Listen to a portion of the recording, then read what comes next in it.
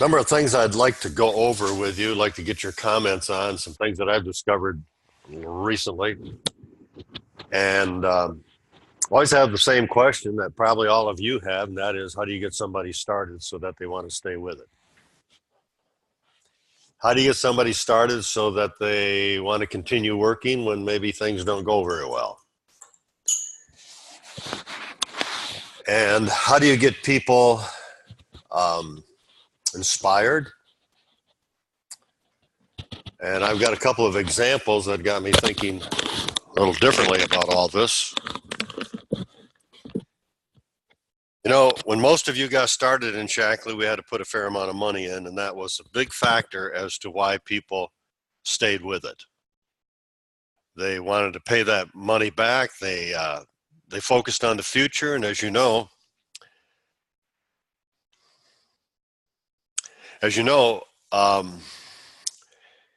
many people cannot tell you where they're going in Shackley. We know that to be true.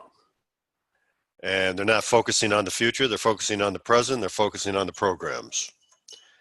So we've got a big elephant we're dealing with. And I did a three-way call with someone in the group. The director had a three-way call with their director. They're a senior director. And they were supposedly interested in moving ahead in Shackley, and they asked questions, and I got into the importance of building in depth. I got into the importance of treating it like a business and things like this. And as I normally do. And then I contacted the director later, and I said, so how did it go? What do you think? And she said, well, she's overwhelmed and doesn't know what to do and isn't really trying to do anything. And we must remember that when many people come in, they're scared to death. And it's not a good fear. It's a negative fear. That's the reality of it. If they spent a lot of money, they'd have a good fear. We're going to make this thing happen. So a couple of days later, I had a three-way call with someone in the group who's doing about $1,000 volume of business and wants to move ahead. And of course, they're focusing on becoming a director, but yes, we'd like to move up from there, which is a common thing that we hear all the time from people. I'd like to become a coordinator, which they're talking about. So I asked a number of questions as I normally do, but then I spent probably 20 minutes relating everything to the philosophy of Shackley and telling stories about helping people, making a difference with kids, how sick they are. Pretty soon, we are really connecting on this message. I've talked about making a difference. I talked about helping people, but this time I spent 20 minutes on it. And so it became a mission. And after listening to Simon Sinek, people will follow you because of what you believe in. And if I believe in making an income for myself, that is not enough to get other people to follow me. If I believe and have a strong want to go on a trip with Shackley, that is not enough for other people. What can they connect on that we can have a mission? People will do the most incredible things for a mission. Last week I was in Washington, D.C., and it was very evident. As people were demonstrating on the Supreme Court, and they may have driven a number of miles to get there. They may have flown to get there at their own expense. But because of a mission, people will do the incredible things. And many years ago, Dr. Shackley always talked about the mission. So we had the finances that kind of propelled us to keep moving ahead. And we also had this mission that we went beyond the call of duty. We went the extra mile. We would drive a distance to do the in-home presentation. We would do these things because of the mission. And the mission became very exciting. And it was a good excitement and it was a good fear. And we got super creative as to how, instead of many people are very creative as to how not to. They have all the excuses. So I contacted that person today, the upline director, and I said, tell me about that one. And I gave that person a couple of simple things that they could do. I did not get into building in depth. I did not get into anything on the business. It was all about the mission. And she said, well, she has a couple of in-homes set up, and she's doing what you said in terms of getting some samples out. She's already doing that. And she's got an in-home set up this weekend. And I mean, just all these things are set up because she's convinced of this mission. A day later, after that happened, somebody came over to the house and they wanted to get back into some Shackley products. Somebody has used a little bit of Shackley, and she did not bring enough money along for what she wanted. And so we just talked. I spent 45 minutes to 50 minutes. She was here for about an hour and a half, just talking about the mission. And we were exchanging stories, and she says, yeah, I've got a friend that's got this and this and this, and I know somebody else who's got a child who's very sick, and I gave some stories, and she gave stories. And we really connected on the mission. Really connected on the mission. I have talked to this person before about making an income. But, well, I don't know if I have the time. Really busy with the kids. Maybe. This time, I believe because of the mission, to make a difference, to help humanity, the stuff that Dr. Shackley talked about, but gave details of it. I said to her, how would you feel about getting some people in your home and I'll give you some free product? She said, I've got to do that. She's never said that before. But I got to do that. So we'll set up a date, and I'll look at my calendar, and we'll set up a date to do that. And then I said, you know, these people who started ordering Shackley, you could get an income from that every month to buy more products. And she said, oh, yeah, that really sounds good. In fact, I'd like to get more people than what come to the meeting. In other words, what she was saying, I'm not afraid of moving ahead because of the mission. Before, it was incredible caution, don't want to do it, never did do it. Never did it before. So I am convinced now what I'm going to do, and I'm going to see what more feedback I get. But the next time I have an interview with somebody on a three-way call or talking to them in person about how do you get started in Shackley, I'm going to spend the majority of the time talking about you got to have the desire to help other people. Here's the things that we're looking at. Here's why. Here's the state of the nation where we are in, health-wise, sick-wise, and give them a couple of simple things that they can do. The simple things that I told this one lady, which she's already doing, I said, get a cleaning caddy. Start getting a cleaning caddy out, because that always affects the environment, anything we're doing, because of the cause, the purpose. And then I believe I said to some of you before how I purchased some small little plastic containers, put in a little scour off, and took a scanned copy from the older catalog, last year's catalog, which is more information on scour off. And so I have this little paper that I can put in a baggie with the sample and my card, and just saying to people that I know, maybe in the post office I've seen a number of times, or in the bank or whatever, I wonder if you'd help me out. This is a scour off product that's relatively new on the market. It's new to them. And I'd really like your opinion. So either if you would call me or text me to let me know if you liked it and one thing you used it on. If you liked it, if you didn't like it, tell me that too. Would you do that? That is so doggone simple, but we've got to open up the door, and it's a lot easier to open up the door with products. Those are the only two things that I told this person, and she's already doing it. She's been struggling at $1,000 volume for probably 2 years. And she is now focusing on, I said, you could be doing 3,000 in January. So in talking to the upline director, I said, here's what you must do with this person. You sit down with her, or actually she lives 11 hours away, on the phone or on Zoom. You talk to her and ask her, so you really want to make coordinator by when? And she's already said by spring. Okay.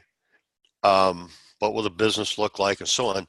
And then I said, what you must do is have her get out the plans for qualifying for the dream trip, which will probably be similar as last year, and go through those and say, okay, now if you accomplish this, you'll get these points to qualify you and your husband by spring. That's the focus. How do you feel about that? How do you feel about that? Keep asking that question. And then, okay, then you have ample time to qualify for more, maybe the cash. And so now let's go back to where the business will be in the end of November. You already have 10 customers. The goal is, how do you feel about having 15 more customers by the end of November? I said her volume will be over 2, but she probably wouldn't go out until December. And then you point out where the business is going to be in December, where the business should be in January. Definitely 3,000 volume in January. Also, having 2 people in the group who are saying, hey, I want to do this. 2 people. Their volumes may be 500 to 1,000. That's the goal. I said to the sales leader, I said, okay, you've got to move to another dimension in Shackley. You have been trying to help people with programs, to encourage them, to motivate them. Your job is to cast the vision with them and for them. It is your job to make certain that there is depth in that group. It is your job, by the end of December, you're down to the 4th or 5th level, even though they live an 11-hour drive away. You've got to ask questions about every in-home that was given, that she gives. Who was there? What did they say? You're going to hear things that she doesn't hear. You've got to make certain that that happens. You must make certain that she is a coordinator. If she wants to be coached, she'll be a coordinator by May or April or May. It's your job to cast the vision. And by you sitting down with her and detailing with her what the group will look like and how you get the points for the next trip, that's casting the vision. That is your job. That is your job. Your job is going to be changing from where you've been, and that's why you haven't moved, because you've been trying to help people with programs. A leader helps people with a vision. Any good coach is helping people with the vision.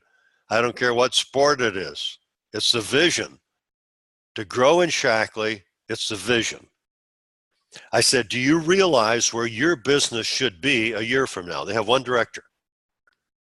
If this person, which they should, if you're casting the vision, they're coachable, and you're doing everything to get the depth, they said after they get over 2,000 volume, you better get an airline ticket and fly there and do a couple meetings. That'll be the timing for it. But it's your job to do that. And I said, she gets 2. She becomes a director. She gets 2 directors. She'll be getting a lot of points. That's the best way to get points when you're brand new. And you also go over the car qualifications, so she understands exactly what it takes. Just don't say you can get a car. You go over that. And do you realize that a couple of those people, or maybe one of those directors, says, I want to go on that next trip too, and they can still qualify. But you're definitely talking about 3 new directors in your group, and they haven't built any in 7 years. And you'll have another person doing the same thing, because you have a number of customers, you have a number of people who said they wanted to do Shackley. It'll be easy enough to find another one. And so the minimum is 6 to 7 new directors. She says, wow, I was helping to cast a vision for what she's looking at. It's all about casting a vision. I had an opportunity to talk with some other master coordinators the other day, and I said, one thing that's really, really missing in Shackley, big time, big time, big time. And I as I think about it, I realize it's huge. And that is, we don't know what in the heck or where the success is in Shackley. Many of you may remember, some of you do, that years ago, Shackley had what was called a survey magazine. And they listed all the people who were new directors in the United States and from what region. So it's kind of a competitive thing in regions. And if you became a coordinator, then there was a picture. And as you moved up in rank, your picture got bigger. And there were stories, great stories. And that came out, I don't know if it came out monthly or whatever, but I tell you, that motivated so many people to say, and if all these people can do it, it did me, then I can do it. We don't have that in Shackley at all. So what we were discussing is perhaps getting a number of masters together, finding somebody who can put this thing together, and we'll just get it started so we can have some way of recognizing people move up in rank and so on. So that could be a little bit down the road, but anyway, that's what we're talking about because there's a great need for it. So as I was thinking today, and I went over with this gal, this director, I said, here's what you should do. You're a vision caster from now on. I said, every month you can have just an 8.5 by 11 where you recognize people who got bonuses, and you probably remember this. This is what we all did. People who got bonuses, recognize people who are moving up in rank. If they become a director, they get their picture, and some of them can tell their story. Maybe it's a health story. I said, you get that out every month to all your people because nobody knows where there is success in Shackley. And when you get on the internet, you really can't tell either. You really don't hear the stories very well. Plus, you want to have something in your group. So what I'm getting at, and I feel this is very important for every director, every leader of your group to start putting out something monthly. Doesn't have to be elaborate, but recognition is so important, and we don't have it. You can get pictures, you can get stories, you can put it together. It doesn't take long.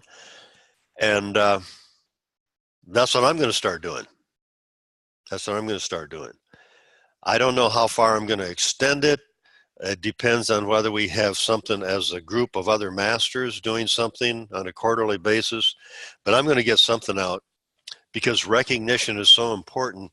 And I feel it would be very, very important. As I told this gal, I said, that's all part of the vision casting. People are going to look at that and say, oh my goodness.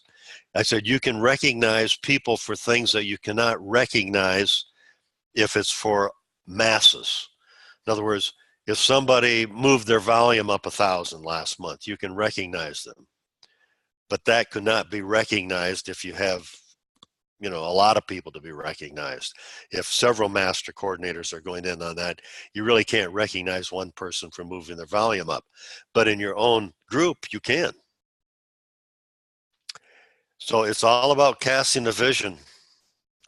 And these things are just coming to me as very, very important.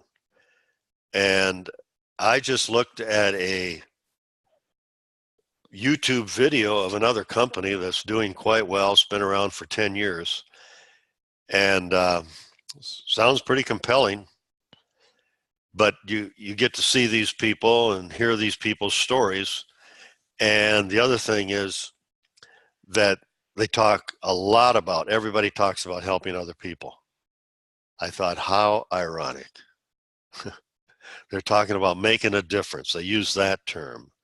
Helping other people to be successful, helping other people to better health. Every person, they had about 10 different people through this 7-minute thing, was all about, everybody commented on, it's so much fun helping other people. I'm out there to make a difference. I thought, oh my gosh, have we missed the boat? Because much of the focus is how you can sponsor 3 people and make $300. So I'm changing things.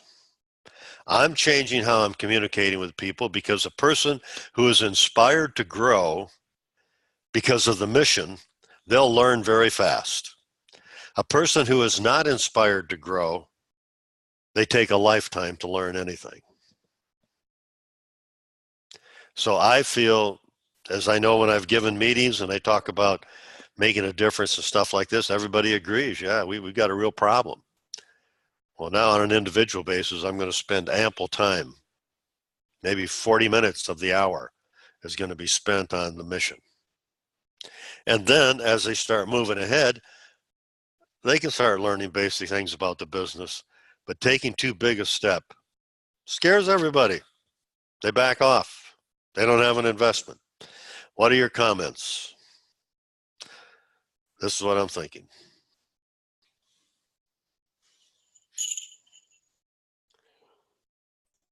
Roland, first of all, that sounds really significant. I think you're onto something very, very important there.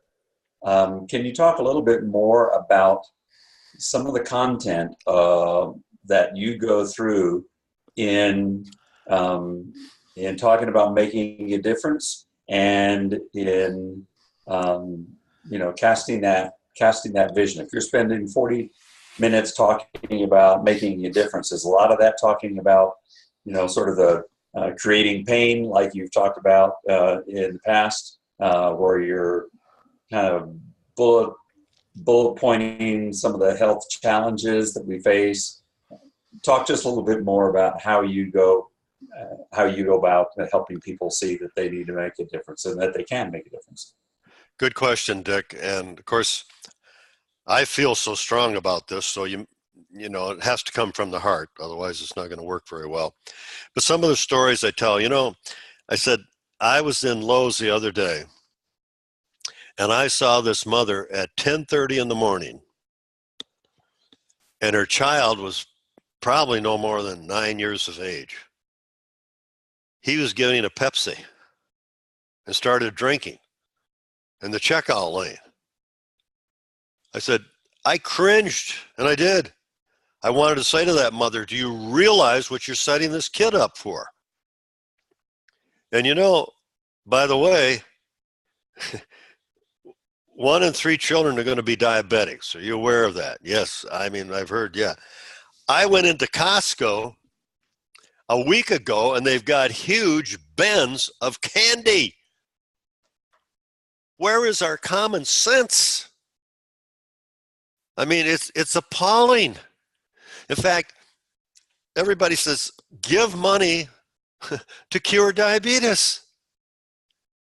And yet every institution you go into the bank or whatever, they're handing out the suckers. Where is our common sense? I mean, we're going to spend millions and millions and billions of dollars trying to come up with a cure, and nobody's going to address prevention. I don't think there's a congressman who's going to address it. Why? Because they always go for the money and the votes. It's a tragedy. And this is how I feel about it. Have you ever heard of the CAT study? And I talk about the CAT study, which most of you have heard. Each generation getting weaker. Do you realize we're at the 3rd generation? These kids in elementary school are going to have a tough time having children because they're so sick. They're getting diseases that grandparents used to get. I heard of a person the other day, 21 years of age, with Crohn's disease. 21. It's teenagers now with Crohn's disease. Teenagers. Can you shut that door, please? Oh, that one. And so, where are we going to be? I mean, let's face it, a person who's on 10 medications today, do you think 10 years from now it's going to be less medications? Do you think the kids are going to get healthier as they get older? I talked to a person the other day, she's 21 years of age, several months ago, on a call. I said, what are you looking for health-wise? She said, well, I just want to have a little more energy. 21, on medication, diabetic, high blood pressure. I just want to have a little more energy so I can play with my 2-year-old. I said, do you want anything more than just energy? I mean, do you want to get your body totally healthy? I mean, it's up to you, but what are you looking for? Well, I just want to have a little more energy. And I listened, I asked questions, and I said to her, I said, can I go over something with you? I said, I'm not trying to be rude or anything else, but I said, can I give you one reason to get healthy for your daughter? Do you realize that you will not be able to play with your grandchildren if you ever see any grandchildren? I mean, I'm not trying to scare you. I'm not trying to make you feel bad, but those are the stories I tell because they're real. I did a meeting in Atlanta last week or week before last and talked a lot about kids' health. And I'd looked up some information just to get some new statistics. And one thing that shocked me was that and this is from the CDC, from between 2001 and 2009, the incidence of adult onset diabetes among children increased by 20%. 20% increase in an 8-year period of time. I mean, that's just, it was dumbfounded. I was just dumbfounded. Yeah. So we talked about that. And I said, we hear a lot that we have a healthcare crisis. I said, well, you don't have a healthcare crisis. We have a health crisis. And I said, and we're doing it to our kids. We talked about what they eat and diabetes and the chemicals that they ingest or that they breathe because we use all this junk in our homes. And I said, who controls all these things? Whether the kids get enough water, whether they get enough sleep, whether they're getting adequate nutrition, whether they're being exposed to chemicals. I said, who controls all of that in the life of a child? I said, it's a parent. I said, we're killing our kids. And we have to decide, do we want healthy children who live healthy lives? Because if they're not, it's not their choice for the most part. It's ours that's doing it to them. That's very good, Dick. And the other step that I go with that information is I start projecting where these kids are going to be in the future and how they will not be able to have children, or if they do have children, the children are going to be a mess. They're going to be more stillbirths than ever before. I mean, it's already happening. And so I talk about the future as to where things are going to go. And of course, in discussing this with people, they start coming up with their stories. And you know what they also do? They start thinking of other people. Well, maybe they could be helped. My relatives that are sick. And so they see that in a different light than possibly going to their relative and getting rejected, going to their relative and having the relative think, well, I'm just trying to make money. They see it as a bigger reason to do it because they're now thinking, my relative is, they're in their 30s, they have 2 children, the children are a mess. Wow, I could make a difference in that family and save those kids from incredible, incredible pain and agony right now and later on in life. I mean, I just heard a story this evening of a lady, she's in her 70s, but all of a sudden she can't walk anymore. She's been in the hospital since April. Doctors don't know what's wrong with her. And of course, hospital food is not known to really be quality food. And she does retain a little bit of water in her feet, so they told her don't drink any water.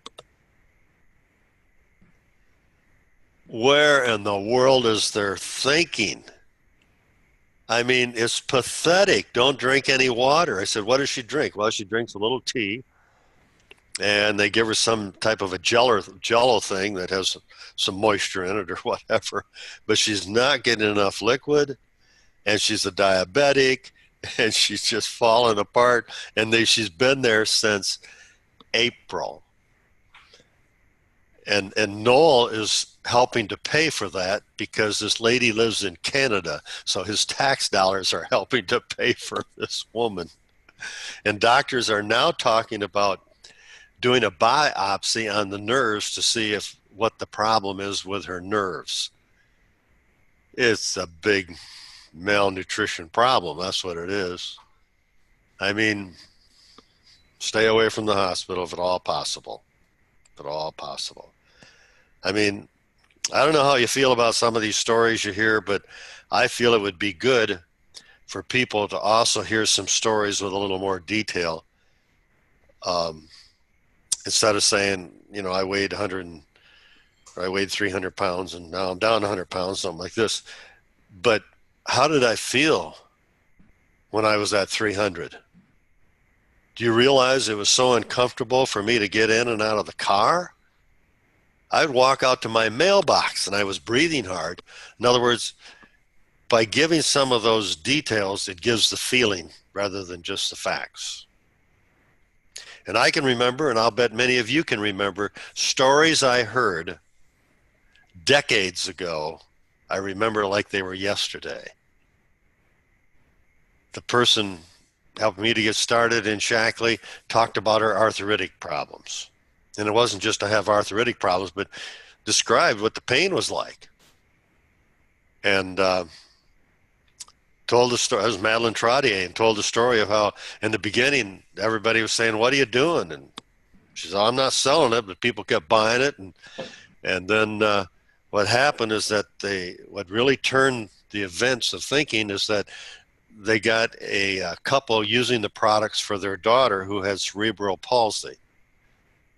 And they had to kind of like tie the little baby in the chair because she didn't have any muscle tone. Well, after using Shackley for a little bit, she had the muscle tone. They didn't have to tie her in the high chair and so on. And everybody's saying, what's going on? And people are buying tons of products. And so that's when Madeline and Roger decided, I think we're going to get involved in this thing.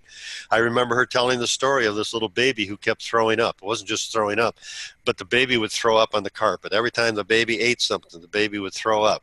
They couldn't keep anything down. Even a liquid would come back up. And they felt there was a problem with the valve. It wasn't closing well. And so they took her all to the different doctors and all the different clinics, and they took her all over the Los Angeles area trying to figure out what to do to help this child. They couldn't get results.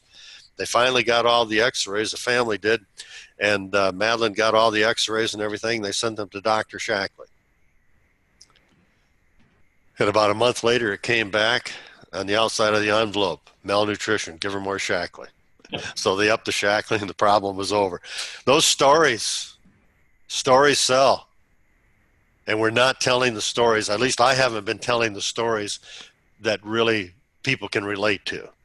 And so having that extra time in the beginning, instead of just taking 5 or 10 minutes talking about making a difference and so on, I'm going to spend more time because I can get into more of the details of the story and where things are going to be in the future. And everybody agrees with it. I believe people really understand this, but they don't want to talk about it. Once you start talking about it, it opens it up. I think people are in denial. I think people are thinking, gosh, I hope it doesn't happen to me and my family. I'm going to ignore it. And we're bringing it to the surface. And once you bring it to the surface, wow, people open up. Other comments? Making sense? Doesn't make sense? Whatever. I mean, what are you thinking? Roland, when you talk about telling the stories are great, but looking back and learning what I've been learning, it's having this confidence, this air, and when you tell the story, that makes it believable. If you tell, it is such a fine line of, well, it might, or geez, it could, or listen, this is what happened. This is what I saw. This is how it is. I don't care if you do it or not, but this is what I saw. Having that air of confidence makes all the difference in the world. And when you were talking about that, I'll guarantee you that there was an air of confidence in those stories that let people hook their start of that train. I mean, it was just there. That's a very good point, because here's the question. Is a person going to be more confident about the business they're going to develop, or more confident about telling their stories. And people don't have confidence talking about the business. They're afraid to admit that they're in the business. We've got a lot of people with a lot of fear. And I think this is all, we're all dealing with this. Unless you have some things that you're doing to help people get started, but so many people are so quick to back off. Or they try it for a while. Like I'm thinking of somebody I gave an in-home for, and Kurt and Marion gave an in-home for, and they're thinking it just isn't that big. And they did not understand the mission of Shackley. We talked about it a little bit, but they didn't understand the importance of it. So because they didn't make money yesterday, they're now finding excuses, and this is within about 2 months.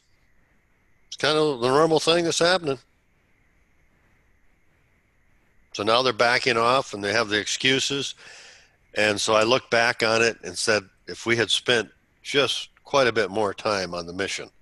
Because if people do not join for the mission, what are they going to join for?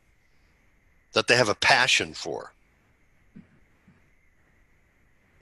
I know, we talk about getting the book out and everything, which is important.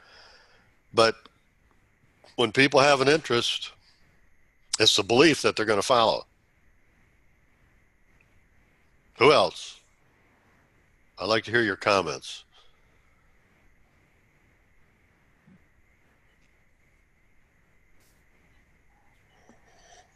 Hi, Roland, Andre.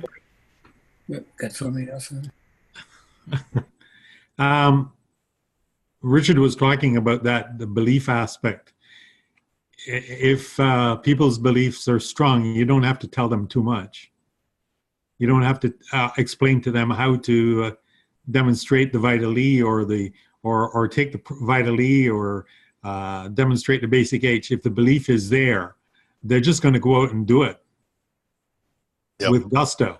So we don't need any more training programs. We need to help people work on their belief. Yep. And that's the easiest, good point, Andre. That's the easiest way I know of to help people with a belief. You know, as I'm listening to this and talking about it, I'm thinking of some of those old stories of people getting on Shackley, and boy, 3 days later they were climbing mountains and they were doing this, but they told the feeling behind it, what it was like. And it inspired everybody. And it inspired me. Incredible stories. We don't hear stories like that. We just hear the outline. Belief. It gets a belief. And like this lady I was talking about that's been doing $1,000 volume for 2 or 3 years, can't get past it. Now with the belief, she's ready to start looking at a bigger picture. And it's not the bigger picture that's driving her, it's the belief. But the bigger picture now becomes more real than it ever has been. I have talked to people like that before who've been staring at director for a long period of time, and they just can't break the barrier. And I talked to them about breaking the barrier. I talked to them about, to do 2,500, you focus on 3. To do 3, you focus on 3,500 or 4.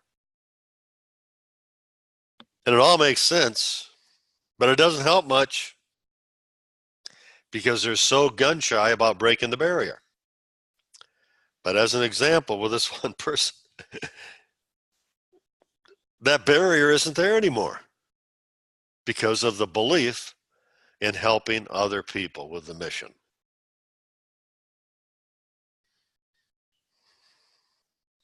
Other comments? Gary, you had something? Yes, when we started many years ago, the thing that made the improvement on me was the protein. After I tried the protein for the first time, in 15 minutes, I felt better than I had for years. And you couldn't stop me from talking about it. We built a big business, went fast for quite a while. And then when I had gotten into farming while I was teaching and doing Shackley, we lost the farm ultimately. And Anita had to pay back the farm loan doing colors.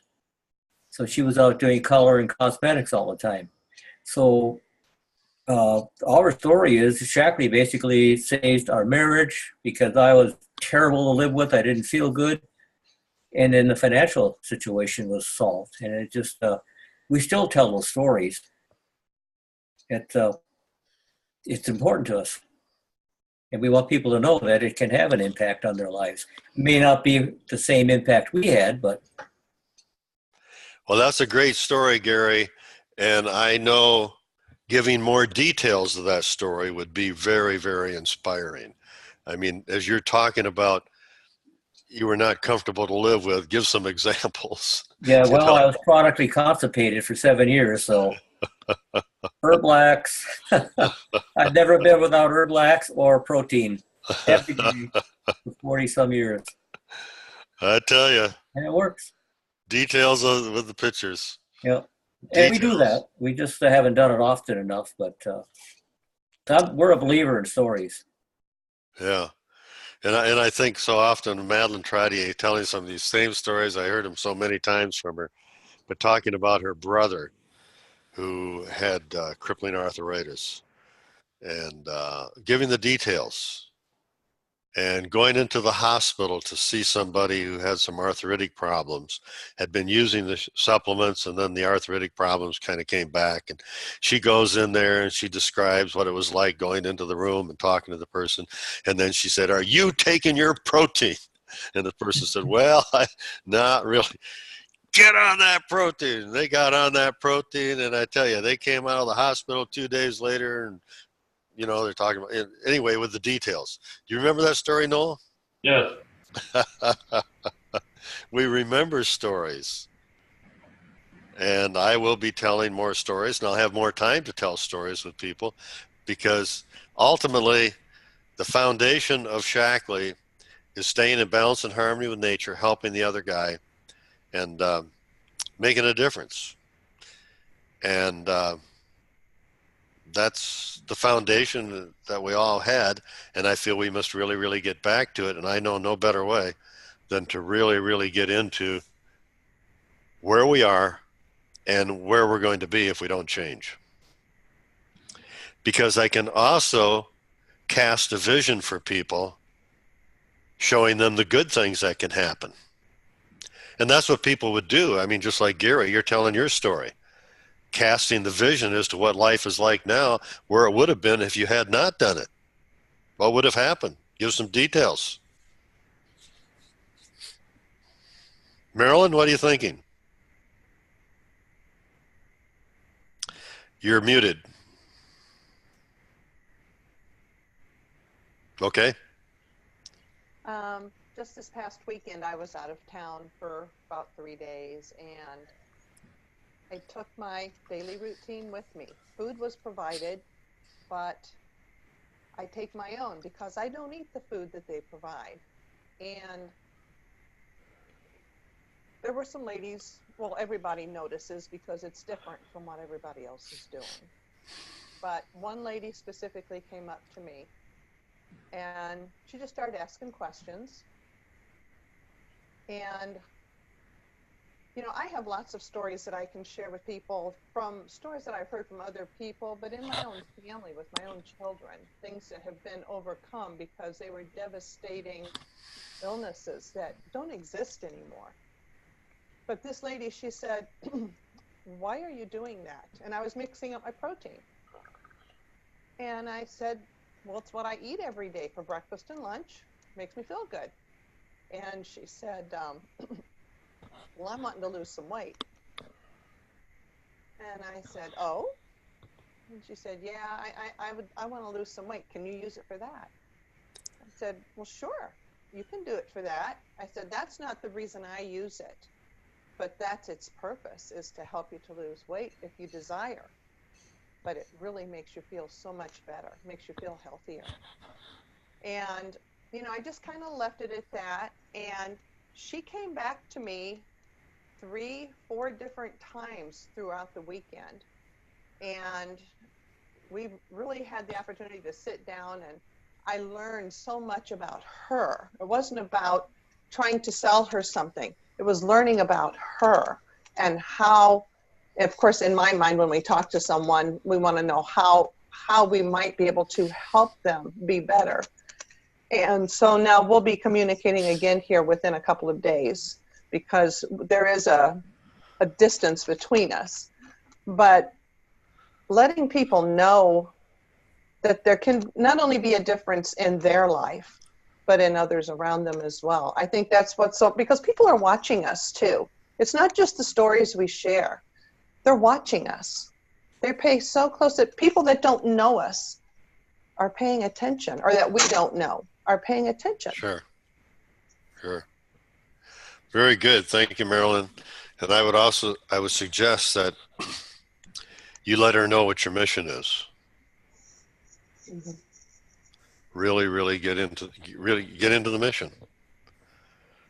I mean, I don't know of anybody who would disagree with the mission. Yeah. Anybody. I mean, like I said, you can talk about trips, you can talk about an income and so on, but many people are not ready to be entrepreneurs in this type of business. But anybody can go out there telling the story, telling the mission.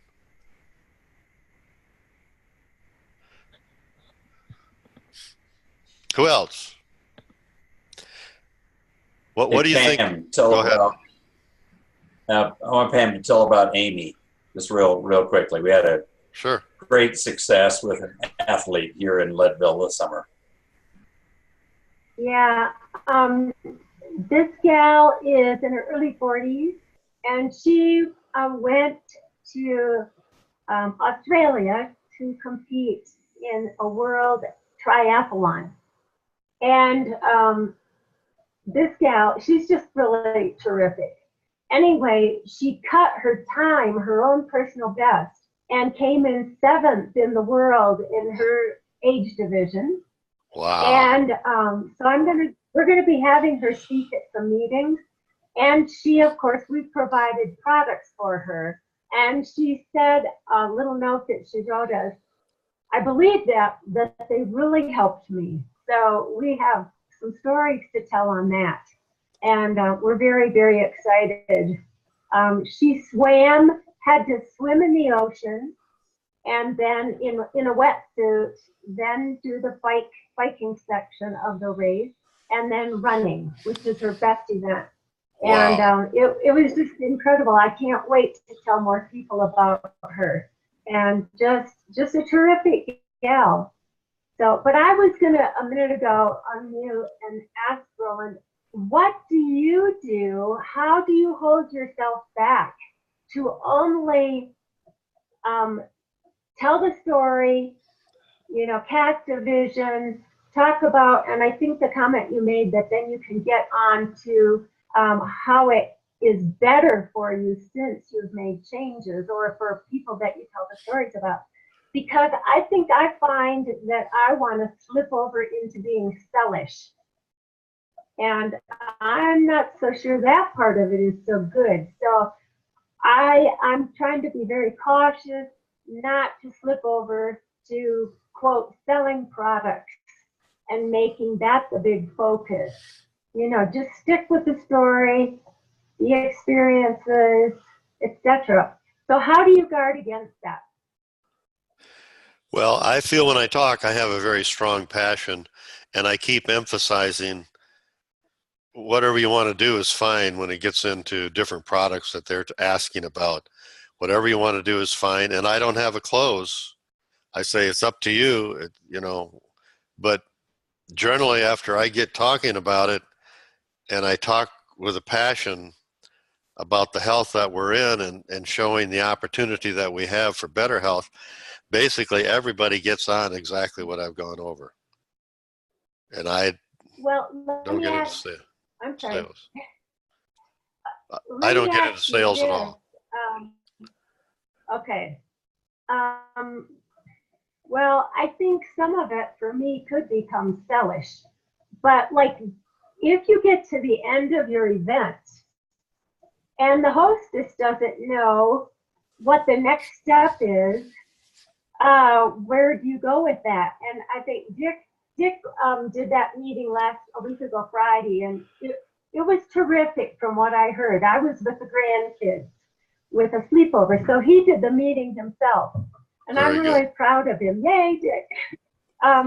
But at the end, he didn't quite know what to do. Isn't that true, Dick? He kind of, were a little bit not at ease about how things ended. And so we have to be able to be clear about it, or say, I'll get back to you in 48 hours, think about it.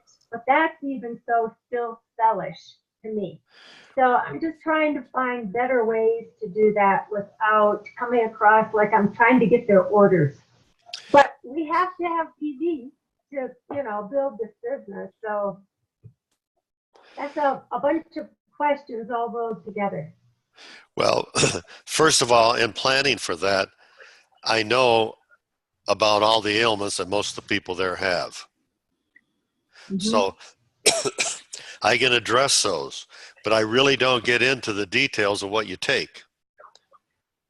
So that way people afterwards are saying, what would I give my child? He's ADD. And I've mentioned, and I show them the pictures of the kids with ADD. So that kind of sets it up.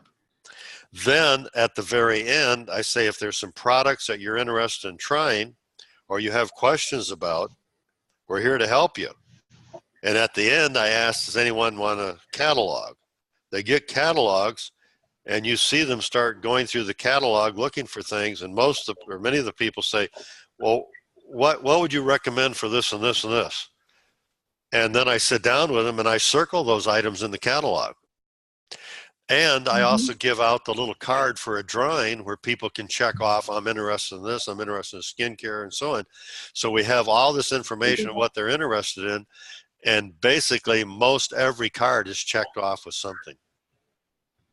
So those three things, preparing in advance, and then asking them if there's anything they want to try, not buy, but anything you want to try. And if you have any questions, I'm going to be here to help you. Give out the catalogs, and of course they have the card that they have filled out what they're interested in. Yeah, those are the steps we've followed, or I have followed. But we're all trying to do these things differently, so I'm trying to be careful too. But I also want to see results, because I like results. I mean, sure. that also says something to the people there, as well as the hostess. It's encouraging, and as I teach people how to do an event and how to finish it up, etc., I want them to have success too. Sure. And that's why we find the average is $450 to $500 of at least 6 people there. And what I have found with a lot of people that are not getting the results, they don't have the feeling and the passion into it, and they have a lot of facts and figures. Yeah. And they don't get people to be, in a sense, emotional about it, because they've heard a lot of facts and a lot of figures. And that's like on an infomercial. These people are a little crazy when they talk about the weight machine or whatever. But if they gave a lot of facts and figures about it, they wouldn't accomplish much. Right. And most people think they're going overboard with their feelings and the passion, but I don't think they are. I mean, they've got to come out of their shell, and this is the job of the person doing the presentation, that they're now asking questions at the meeting. They're into it. And of course, I make a point of asking them questions, so that way they're a part of this meeting. And pretty soon they're commenting on things. And I generally get from people, number of people, what would you do for this or this or this, right during the meeting? So that means I've touched them with some feelings. Do you put out a display of products like we all used to do? Yes. I have a cleaning caddy, and I have a few of the supplements, and I have the skincare. And of course, I let people try some of the skincare in the back of their hands. And the skincare is golden. And generally, if you have 4 or 5 women there, there are going to be at least 3 or 4 of them who say they want to have a skincare. Right. I mean, all you have to, I feel, if they're 40 and above, all you do is talk about how this C&E repair helps people with skin tags. And they say, I got to get that.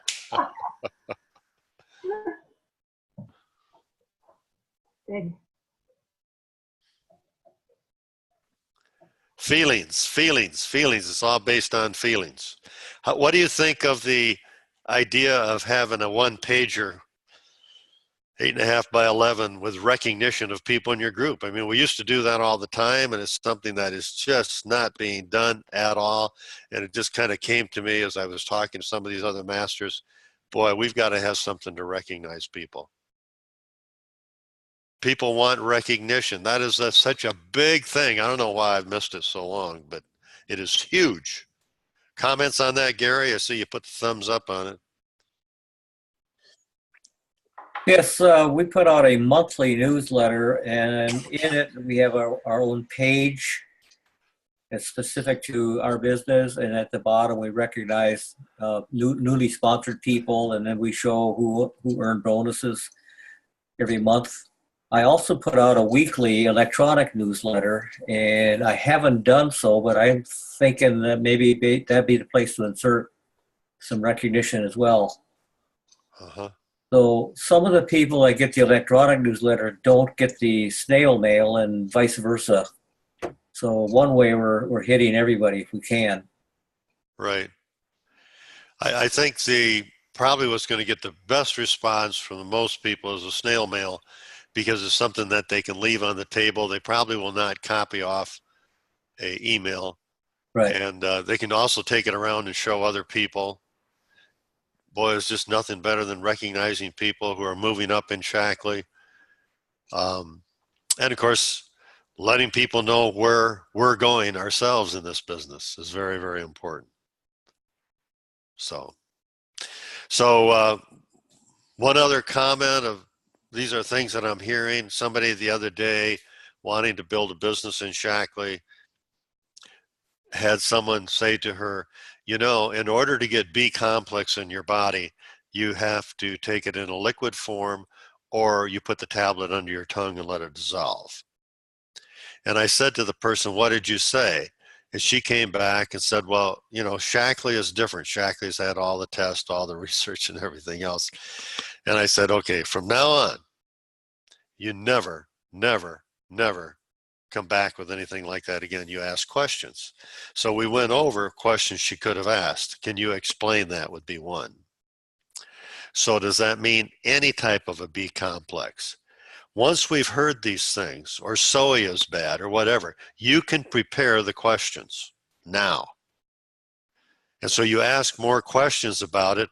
And then I said, because you've prepared, you can start learning how to ask questions that are fun to ask. Such as, so can you help me out with this? So you're not putting them down, but can you help me out with this? So what about the food we're eating? Are we supposed to keep it in our mouth longer or under our tongue, or what are we supposed to do? I mean, it's so ridiculous what some people are saying. And then the last point is, can I tell you why I believe what I take is okay? Because they cannot disagree with how you believe for yourself. We do not make a statement and say that Shackley is much better. No, for me, I notice the difference taking Shackley B complex in 15 minutes. That's for me. So I believe it must be dissolved. On the soy thing, it's the same thing. Why do you say that? Is a great first question. How do you know that's true? So does that mean all soy in every form? So it takes about 3 or 4 questions. Then I try to get to the common sense question by, first of all, I've agreed with people and said there can be some soy that is not good. But can I tell you the way I look at it? Everything is with permission. It's just like we can take potatoes, good potatoes, and make them into potato chips. They don't do the same thing on your body that potatoes do, but we don't say potatoes are bad. So I believe, I can only tell you what I believe. I don't say, so that's why. I believe that it's the processing that can make a huge difference, just like with potato chips. And this is where you can go to the fun thing. Here's what I don't understand with that soy thing. If soy is so bad, then it seems to me that all the Japanese would be dead. The Chinese. And the Chinese, because they get 2 ounces of soy per day.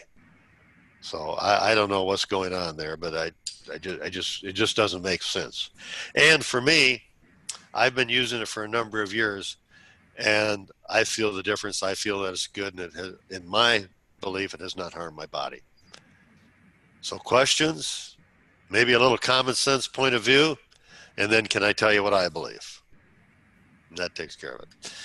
Okay, so I would like to hear next time some of your comments about these things, or if you are taking more time to talk to people and really getting them to understand the mission of Shaklee, the mission, and see what's happening so we can get some results.